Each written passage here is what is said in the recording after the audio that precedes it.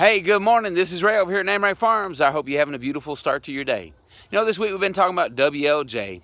Her trying to slide under that fence, having to go put up a new fence, and good thing we did, because it wasn't just a few days before WLJ started the birthing process. I went out that morning, noticed the process had begun, and WLJ had given birth to several lambs, no problem. So we just let her be. I went off, did some things in town, did some work, came back home later on that day and noticed WLJ still had not given birth to a lamb. So I went out in the field, looked at her, checked on her. Everything seemed okay, just no lamb.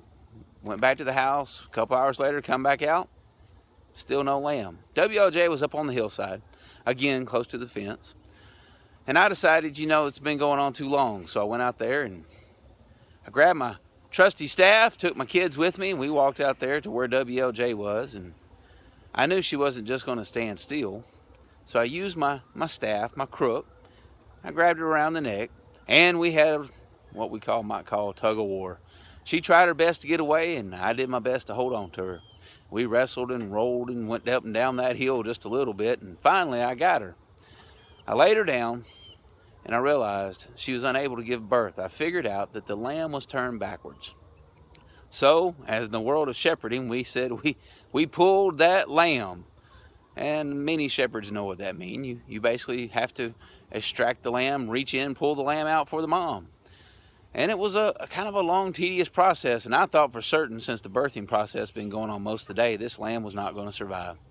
And WLJ, bless her heart, I was just praying that everything would be okay with her. I pulled the lamb out, rubbed on it just a minute. WLJ stood up, started licking, and the breath of life entered into that lamb. And that was the most beautiful little lamb I'd seen in a long time, simply because it took so much effort, so much work. And the Good Shepherd, he knows there's times in our life that there's something new being born. It could be a new job. It could be a move to a new city. Could be just a new season of life. Could be someone that we're trying to lead to him, and we're wrestling and we're struggling, we're having problems. And he comes out to help us, and we wrestle and we toil and we struggle and we roll. We try our best to get away from him.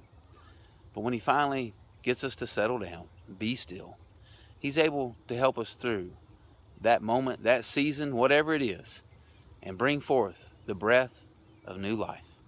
Now go enjoy the shepherd. I'll see you soon.